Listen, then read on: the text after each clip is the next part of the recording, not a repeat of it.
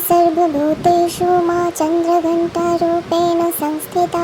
नमस्तस्वे नमस्तस्वे नमस्तस्वे नमो नमः।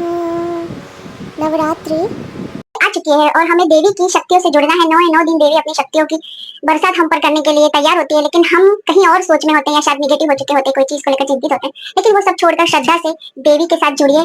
और आपको क्या करना है, आपको एक चांदी की कोई भी चीज आप लाइए अपने घर पे, चाहे वो स्वस्तिक हो, चाहे घंटी हो, चाहे साथिया हो, और इस तरह का चांदी का शुभ चिंतक जैसे कहलाता है ना, सिंबल, वो लाना है।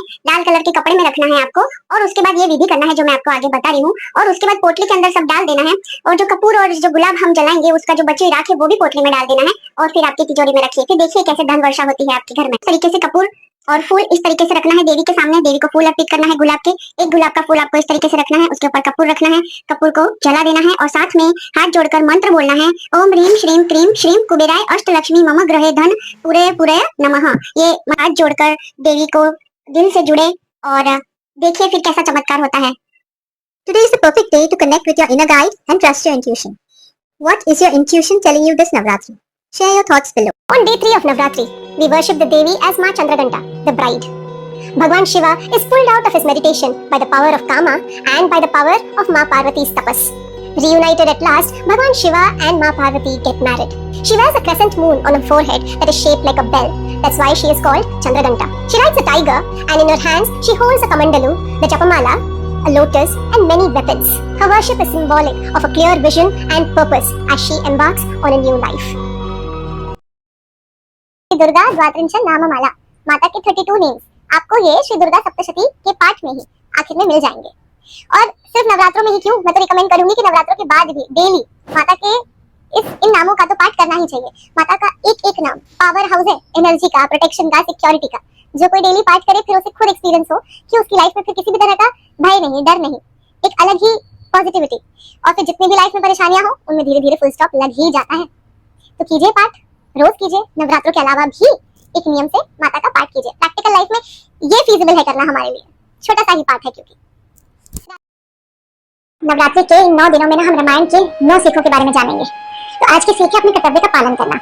रामायण का ये किस्सा तो हर कोई जानता है कि जिस दिन उनका राज्याभिषेक होना था उसी दिन उन्हें वनवास मिल गया। और ऐसा नहीं था कि उनके पिता ने उन्हें कहा कि तुम वनवास चले जाओ। उन्होंने अपनी माता और अपने पिता को बात करते हुए सुन लिया, और अपने पिता के वचन को रखने के लिए ना उन्होंने वनवास को स्वीकार किया। रघुवंशी रीत तो यही है ना कि प्राण जाए पर वचन न जाए। पर इसका मतलब क्या है? अगर एक राजा अपने दिए हुए वचन से पीछे हट जाता है तो जनता उसका सम्मान नहीं करेगी, जनता उसकी बातों पर विश्वास नहीं करेगी, इनफैक्ट जनता भी उसी की तरह हो जाएगी। तो अगर राजा खराब है तो जनता भी खराब हो जाती है, और अगर राजा ईमानदार है तो जनता भी ईमानदार रहती है। तो इस कारण से ना श्री राम जी ने बिना कहे अपने पिता के वचन को पूरा किया। उन्होंने पुत्र होने के कर्तव्य का पालन किया कि उनकी वजह से ना उनका वचन ना टूट जाए। उन्होंने बिना किसी गुस्से के, बिना किसी नानुकुल के वो स्वीकार कर लिया कि अब वो 14 साल के लिए ना इस राज्य से दूर चले जाएंगे, वनवास में रहेंगे। तो यही पहली सीख है कि अपने कर्तव्य का ना जो इंसान पालन करता है उसका सम्मान पीढ़ियों दर पीढ़ी हर कोई करता है। Navratri, the 9 nights after the new moon day in autumn, is a time ripe with spiritual growth opportunities. Cosmically, time meant for deep rest, rejuvenation, and celebration. Deep rest for the sense organs that are normally bombarded with so many multiple external stimuli. Deep rest for the body, which is bombarded with excess food and activity. An effortless celebration of life. A time for each of us to connect with the divine feminine within every one of us, irrespective of our gender. Navratri is a time to experience our inner world and move inward and upward. This is a very auspicious time due to planetary movement and alignment. A time for us to have deep self-care, mind care, body care. Chanting, mantras, meditation, time with nature, introspection, journaling, oil massages, prayer. Think of it as a reset, mentally and physically. Less devices, less conflict, less food, more time with yourself, more connection with yourself. May the divine cosmic mother bless you this Navratri.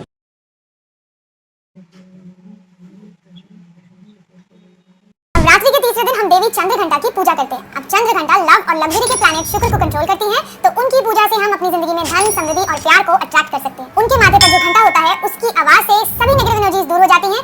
इसलिए मां चंद्रघंटा की पूजा से आप अपने environment को positive और शांति से भर सकते हो। इस साल तृतीया पर आप ग्रे कलर पहन सकते हो और मां को मोगरे के फूल भी अर्पित कर सकते हो। साथ ही साथ दूध या खीर से भोग जरूर लगाएं, और तो और मां की ब्लेसिंग्स के लिए ओम देवी चंद्रघंटाय नमः मंत्र का जाप जरूर करें।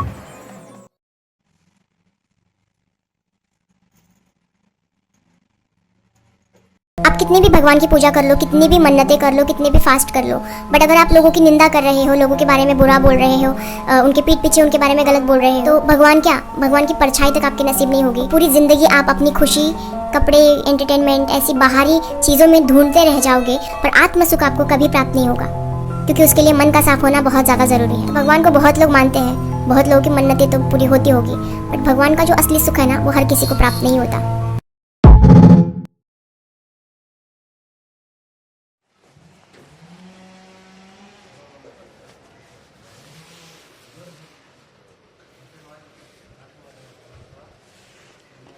Tam guess pa na yo.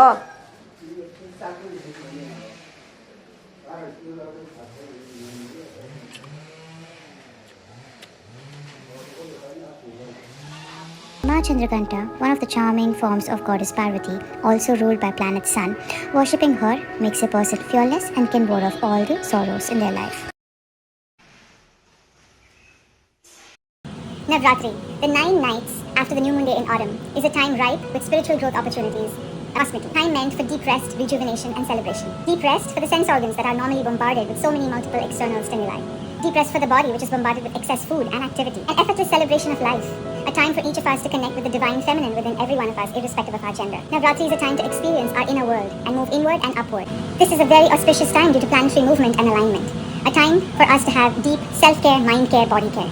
Chanting, mantras, meditation, time with nature, introspection, journaling, oil massages, prayer. Think of it as a reset, mentally and physically. Less devices, less conflict, less food, more time with yourself, more connection with yourself.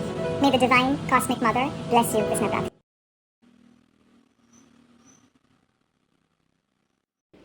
जय माता दी, happy Navratri. हमने कभी सोचा है कि 9 जो नवरात्रि है उसका क्या मायना है? मुझे तो नहीं पता था, पर मैंने आज समझने की कोशिश की, तो सोचा आपसे भी शेयर कर लेते। तो 9 दुर्गा माँ के रूप हैं, जिनके अलग अलग नाम हैं, जो अलग अलग कलर से रिप्रेजेंट करते हैं, अलग अलग विशेष प्रदान करते हैं। तो मैं आज वो शेयर करने जा रही हूँ। तो फर्स्ट है Shailputri. Shailputri is represented by pink colour, that is joy, happiness, and second day is represented by Brahmacharini, so that is for white colour which represents peace, celibacy. Then third is Chandraghanta, so that is known for red. Red is courage, strength. Yeah. Fourth is Kushmanda, that is orange color, and orange color is known for energy and power. Fifth is Skand Mata, that is yellow color, that is like a mother who embraces, nurtures life. Sixth is Katyani, that is maroon color, which fulfills all our wishes. तो sixth fast पक्का रखिएगा। Seventh is Kalratri, जैसे दुष्टों से नाश करने वाली, तो नेवी ब्लू कलर होता है इनका, जो रात्रि का सारा अंधेरा नवरात्रि के तीसरे दिन हम देवी चंद्रघंटा की पूजा करते हैं। अब चंद्रघंटा लव और लग्जरी के प्लैनेट शुक्र को कंट्रोल करती हैं, तो उनकी पूजा से हम अपनी जिंदगी में धन, समृद्धि और प्यार को अट्रैक्ट कर सकते हैं। उनके माथे पर जो घंटा होता है, उसकी आवाज से सभी नेगेटिव एनर्जीज दूर हो जाती हैं। इसलिए माँ चंद्रघंटा की पूजा से आप अपने एनवायरनमेंट को पॉजिटिव और शांति से भर सकते हो। इस साल तृतीया पर आप ग्रे कलर पहन सकते हो और माँ को मोगरे के फूल भी अर्पित कर सकते हो। साथ ही साथ दूध या खीर से भोग जरूर लगाएं, और तो और माँ की ब्लेसिंग्स के लिए ओम देवी चंद्रघंटाय नमः मंत्र का जाप जरूर करें। Navdurga and astrology. We worship 9 forms of Ma Durga and we study 9 planets in astrology. Do you think that's just a coincidence? Did you know that each form of Ma Durga is aligned with a powerful astrological planet? Ma Shailaputri is aligned with the moon, associated with our emotional strength. If you're someone who is struggling with emotional stability, you must fast and offer ghee to Ma Shailaputri on day 1 of Navratra. Ma Brahmacharini is aligned with Mars, associated with determination. So if you are having issues related to decision making, then fasting and offering sugar to Ma Brahmacharini on day 2 will help. Ma Chandraghanta is aligned with Venus, associated with harmony. If you desire a harmonious existence, then fasting and offering milk and sweets to Ma Chandraghanta on day 3 will bring you that as a gift. Ma Kushmanda is aligned with the sun, associated with vitality. So issues related to your health can be taken care of by fasting on day 4 and offering Malpua made by yourself to Ma Kushmanda. Stay tuned for part 2. Make sure to follow so that you don't miss it. Coming soon. Navdurga and Astrology Part 2. Ma Skandamata is aligned with Mercury, associated with wisdom. So if you are a student or a learner, then her blessing is essential. Fast on day 5 and offer banana as a bhog to Ma Skandamata and seek her blessing. Ma Katyayani is aligned with Jupiter, associated with courage through knowledge. If you are seeking a breakthrough in life, then fast on day 6 and offer honey to Ma Katyayani. Ma Kalratri is aligned with Saturn, who is associated with overcoming obstacles. So if you're facing a lot of hurdles lately, then fasting on day 7 and offering jaggery to Ma Kalratri is just the right move. Ma Mahagauri is aligned with Rahu, associated with purity. So if you are someone who's struggling with any kind of addiction, then fast on day 8 and offer coconut to Ma Gauri and ask for the strength to give up any kind of addiction. Ma Siddhidatri is aligned with Ketu, who is associated with spiritual powers. If you would like to evolve in the path of spirituality, then fast, meditate and offer sesame seeds to Ma Siddhidatri should be your next move. Align with the power of Navdurga and harmonize your planetary energies. Comment which form resonates with you. सज्जनों की। शुभ नवरात्रि। 3 अक्टूबर से 11 अक्टूबर तक हमारी नवरात्रि है। घट स्थापना जिन लोगों ने करनी है उसका समय सुबह का 6:15 से 7:30 तक का है और दोपहर को 11:30 से 12:30 बजे तक का है। आप घट स्थापना नहीं कर सकते, आप बहुत बिजी हैं, आप पूरी नवरात्रि नहीं रख सकते, तो एटलीस्ट आप दुर्गा माँ के 32 नामों को बोल लीजिए। जिन हस्बैंड वाइफ की नहीं बन रही है ना, उनके लिए बहुत अच्छा है। दूसरा, जो आपने दुर्गा की मूर्ति या फोटो जो भी रख रखी है उस पर एक पहले नवरात्रि पे एक चुन्नी चढ़ा दीजिए और वहाँ पे गुलाब के इत्र की शीशी रख दीजिए। रोज सुबह आपको थोड़ा सा इत्र कॉटन में लेके, रुई में लेके और माता को अर्पण करना है। और दुर्गा कवच जिन लोगों को आसानी होती है वो पढ़ सकते हैं, तो उनको मैं कहूँगी कि इस पूरे नवरात्रों में दुर्गा कवच जरूर करें और दुर्गा सप्तशती का पाठ जरूर करें।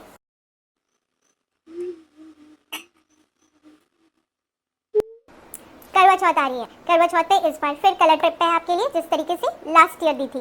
तो इस बार के हमारे ब्राउन शेड्स और ब्लू के जितने भी शेड्स हैं वो हम नहीं पहनेंगे। लिब्रा के लिए पिंक कलर एंड सेजिटेरियस के लिए ऑरेंज एंड येलो, ये बहुत ही ऑस्पिशियस रहेंगे आपके पार्टनर के लिए। उसके अलावा आप कोई भी शेड पहन सकते हैं, बस इन 2 शेड्स को अवॉइड करिए। हैप्पी करवा चौथ। क्या आपको भी 9 दिन का फास्ट नवरात्रि का टफ लगता है और उसको करने के बाद आपको वीकनेस लगती है, तो इस वीडियो को एंड तक जरूर देखें। मैं आपको बताने जा रही हूँ 4 hacks for successful and healthy Navratri fasting. First hack, 0 calorie fasting नहीं करनी है और ना ही फ्राइड हैवी फूड लेना है। आपको इन दोनों के बीच का एक रास्ता निकालना है। आप क्या खा सकते हैं? आप खा सकते हैं हंकर्ड कुकुम्बर सैलेड, जो कि बहुत चीजी होता है और हाइड्रेटिंग होता है। उसके बाद आप खा सकते हैं वेजिटेबल एंड फ्रूट्स का सैलेड, जिसमें आप गुड ऑयल यूज कर सकते हैं और उसको सीड्स एंड नट्स के साथ क्लब कर सकते हैं। तीसरा है, खुद को हाइड्रेटेड रखिए। हाइड्रेटेड रखने के लिए आप कोकोनट वाटर ले सकते हैं, फ्रेश जूसेस ले सकते हैं और लेमन शिकंजी ले सकते हैं। बार-बार भूख लगने की वजह से फास्ट टूटने का डर होता है, इसलिए खुद को एंगेज रखिए स्पिरिचुअल एक्टिविटीज में। अलग-अलग दुर्गा पूजा पंडाल्स में जाइए, जपा मेडिटेशन करिए, स्क्रिप्चर्स रीड करिए और अपने सारे फैमिली के साथ मिलकर कीर्तन करिए। नवरात्रि का तीसरा दिन आज माँ चंद्रघंटा का दिन है। उनके सिर पर चंद्र का मुकुट है, उनका रंग ग्रे है, शेर है। आज के दिन हमें चक्रासन और नौकासन करना चाहिए। माँ चंद्रघंटा हमारे डर को दूर करती है और हमें लड़ना सिखाती है। On day 3 of Navratri, we worship the Devi as Ma Chandraghanta, the bride. Bhagwan Shiva is pulled out of his meditation by the power of Kama and by the power of Ma Parvati's tapas. Reunited at last, Bhagwan Shiva and Ma Parvati get married. She wears a crescent moon on her forehead that is shaped like a bell. That's why she is called Chandraghanta. She rides a tiger and in her hands she holds a kamandalu, the japamala, a lotus and many weapons. Her worship is symbolic of a clear vision and purpose as she embarks on a new life. सर्वभूतेषु मां चन्द्रघटारूपेण संस्थिता नमस्तस्यै नमस्तस्यै नमस्तस्यै।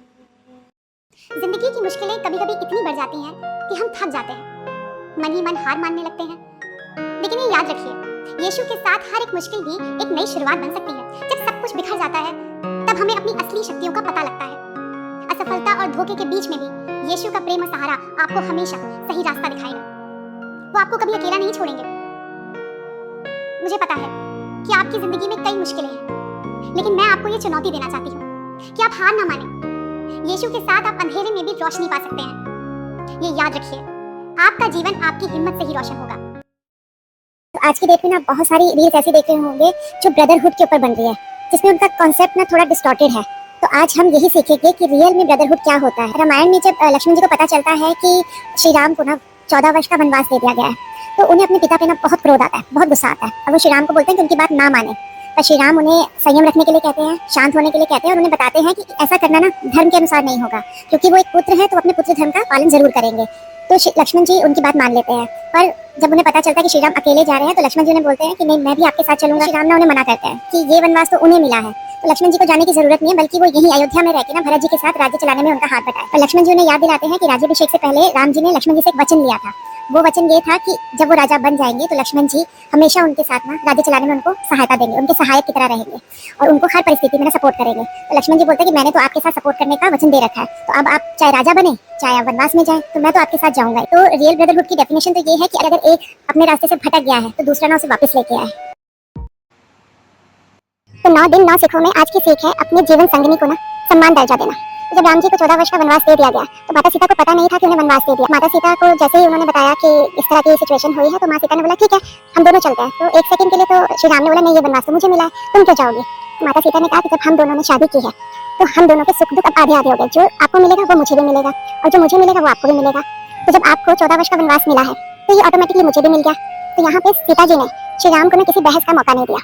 उन्होंने अपनी बात को बहुत अच्छे तरीके से श्री राम जी के सामने रखा और श्री राम जी को वो मानना पड़ा। तो यहाँ पे ऐसा नहीं है कि हर बार श्री राम जी ने ही सीता जी को बताया कि तुम्हें ये करना है, ये नहीं करना है। और पूरी रामायण में ना आप इन दोनों का आपसी तालमेल देख सकते हो कि कहीं पे श्री राम सीता जी को समझा रहे हैं तो कहीं पे सीता जी श्री राम को समझा रही है, और इसमें ना दोनों ने ही कहीं पे ईगो नहीं ली।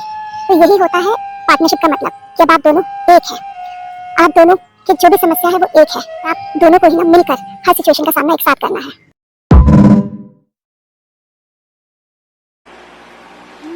नवरात्रि के इन 9 दिनों में ना हम रामायण की 9 सीखों के बारे में जानेंगे। तो आज की सीख है अपने कर्तव्य का पालन करना। रामायण का ये किस्सा तो हर कोई जानता है कि जिस दिन उनका राज्याभिषेक होना था उसी दिन उन्हें वनवास मिल गया। और ऐसा नहीं था कि उनके पिता ने उन्हें कहा कि तुम वनवास चले जाओ। उन्होंने अपनी माता और अपने पिता को बात करते हुए सुन लिया और अपने पिता के वचन को रखने के लिए ना उन्होंने वनवास को स्वीकार किया। रघुवंशी रीत तो यही है ना कि प्राण जाए पर वचन न जाए। तो इसका मतलब क्या है? अगर एक राजा अपने दिए हुए वचन से पीछे हट जाता है तो जनता उसका सम्मान नहीं करेगी, जनता उसकी बातों पर विश्वास नहीं करेगी, इनफैक्ट जनता भी उसी की तरह हो जाएगी। तो अगर राजा खराब है तो जनता भी खराब हो जाती है, और अगर राजा ईमानदार है तो जनता भी ईमानदार रहती है। तो इस कारण से ना श्री राम जी ने बिना कहे अपने पिता के वचन को पूरा किया। उन्होंने पुत्र होने के कर्तव्य का पालन किया कि उनकी वजह से ना उनका वचन ना टूट जाए। उन्होंने बिना किसी गुस्से के, बिना किसी नानुकुल के वो स्वीकार कर लिया कि अब वो 14 साल के लिए ना इस राज्य से दूर चले जाएंगे, वनवास में रहेंगे। तो यही पहली सीख है कि अपने कर्तव्य का ना जो इंसान पालन करता है उसका सम्मान पीढ़ी दर पीढ़ी हर कोई करता है।